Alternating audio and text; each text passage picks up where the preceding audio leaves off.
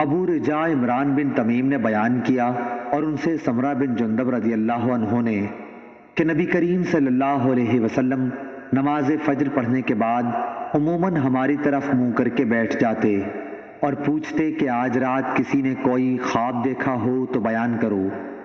راوی نے کہا کہ اگر کسی نے کوئی خواب دیکھا ہوتا تو اسے وہ بیان کر دیتا اور آپ اس کی تعبیر اللہ کو جو منظور ہوتی بیان فرماتے۔ ایک دن آپ نے معمول کے مطابق ہم سے دریافت فرمایا، کیا آج رات کسی نے تم میں کوئی خواب دیکھا ہے؟ ہم نے عرض کی کہ کسی نے نہیں دیکھا۔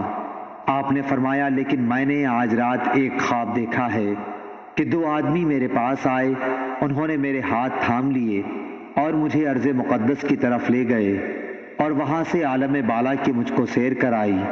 وہاں کیا دیکھتا ہوں کہ ایک شخص تو بیٹھا ہوا ہے اور ایک شخص کھڑا ہے اور اس کے ہاتھ میں، امام بخاری نے کہا کہ ہمارے بعض اصحاب نے غالباً عباس بن فضیل اسقاطی نے موسیٰ بن اسماعیل سے یوں روایت کیا ہے، لوہے کا آنکس تھا جسے وہ بیٹھنے والے کے جبڑے میں ڈال کر اس کے سر کے پیچھے تک چیر دیتا، پھر دوسرے جبڑے کے ساتھ بھی اسی طرح کرتا تھا۔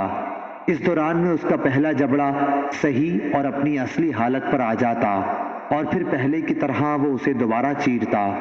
میں نے پوچھا کہ یہ کیا ہو رہا ہے؟ میرے ساتھ کے دونوں آدمیوں نے کہا کہ آگے چلو۔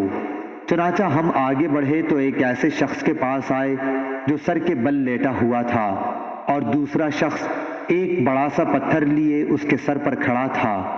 اس پتھر سے وہ لیٹے ہوئے شخص کے سر کو کچل دیتا تھا۔ جب وہ اس کے سر پر پتھر مارتا تو سر پر لگ کر وہ پتھر دور چلا جاتا اور وہ اسے جا کر اٹھا لاتا۔ ابھی پتھر لے کر واپس بھی نہیں آتا تھا کہ سر دوبارہ درست ہو جاتا، بالکل ویسا ہی جیسا پہلے تھا۔ واپس آ کر وہ پھر اسے مارتا۔ میں نے پوچھا کہ یہ کون لوگ ہیں؟ ان دونوں نے جواب دیا کہ ابھی اور آگے چلو۔ چنانچہ ہم آگے بڑھے تو ایک تنور جیسے گڑھے کی طرف چلے جس کے اوپر کا حصہ تو تنگ تھا لیکن نیچے سے خوب فراخ۔ نیچے آگ بھڑک رہی تھی۔ جب آگ کے شعلے بھڑک کر اوپر کو اٹھتے تو اس میں جلنے والے لوگ بھی اوپر اٹھاتے اور ایسا معلوم ہوتا کہ اب وہ باہر نکل جائیں گے، لیکن جب شعلے دب جاتے تو وہ لوگ بھی نیچے چلے جاتے۔ اس تنور میں ننگے مرد اور عورتیں تھیں۔ میں نے اس موقع پر بھی پوچھا کہ یہ کیا ہے، لیکن اس مرتبہ بھی جواب یہی ملا، کہا کہ ابھی اور آگے چلو۔ ہم آگے چلے۔ اب ہم خون کی ایک نہر کے اوپر تھے۔ نہر کے اندر ایک شخص کھڑا تھا اور اس کے بیچ میں یزید بن ہارون اور وہب بن جریر نے جریر بن حازم کے واسطے سے واسطہ نہر کے بجائے شط النہر، نہر کے کنارے کے الفاظ نقل کیے ہیں۔ ایک شخص تھا جس کے سامنے پتھر رکھا ہوا تھا۔ نہر کا آدمی جب باہر نکلنا چاہتا تو پتھر والا شخص اس کے منہ پر اتنی زور سے پتھر مارتا کہ وہ اپنی پہلی جگہ پر چلا جاتا، اور اسی طرح جب بھی وہ نکلنے کی کوشش کرتا وہ شخص اس کے منہ پر پتھر اتنی ہی زور سے پھر مارتا کہ وہ اپنی اصلی جگہ پر نہر میں چلا جاتا۔ میں نے پوچھا یہ کیا ہو رہا ہے؟ انہوں نے جواب دیا کہ ابھی اور آگے چلو۔ چنانچہ ہم اور آگے بڑھے اور ایک ہرے بھرے باغ میں آئے جس میں ایک بہت بڑا درخت تھا۔ اس درخت کی جڑ میں ایک بڑی عمر والے بزرگ بیٹھے ہوئے تھے اور ان کے ساتھ کچھ بچے بھی بیٹھے ہوئے تھے۔ درخت سے قریب ہی ایک شخص اپنے آگے آگ سلگا رہا تھا۔ وہ میرے دونوں ساتھی مجھے لے کر اس درخت پر چڑھے۔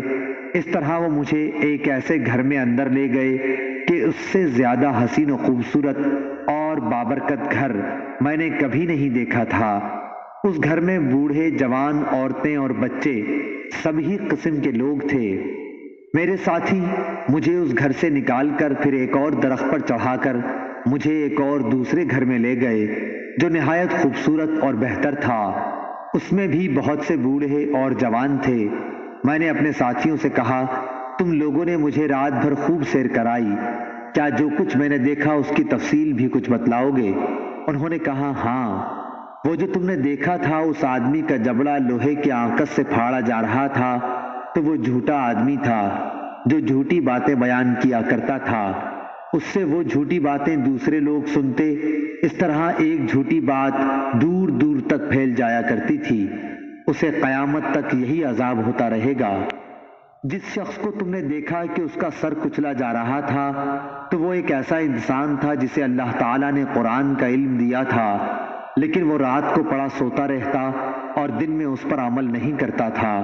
اسے بھی یہ عذاب قیامت تک ہوتا رہے گا۔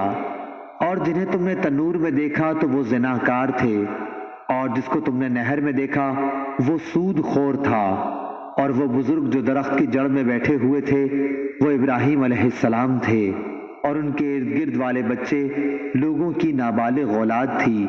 اور جو شخص آگ جلا رہا تھا وہ دوزخ کا داروغہ تھا، اور وہ گھر جس میں تم پہلے داخل ہوئے جنت میں عام مومنوں کا گھر تھا، اور یہ گھر جس میں تم اب کھڑے ہو یہ شہداء کا گھر ہے، اور میں جبرائیل ہوں اور یہ میرے ساتھ میکائیل ہیں۔ اچھا اب اپنا سر اٹھاؤ۔ میں نے جو سر اٹھایا تو کیا دیکھتا ہوں کہ میرے اوپر بادل کی طرح کوئی چیز ہے۔ میرے ساتھیوں نے کہا کہ یہ تمہارا مکان ہے۔ اس پر میں نے کہا کہ پھر مجھے اپنے مکان میں جانے دو۔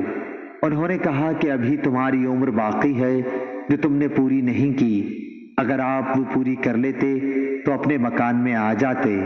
صحیح بخاری حدیث نمبر 1386۔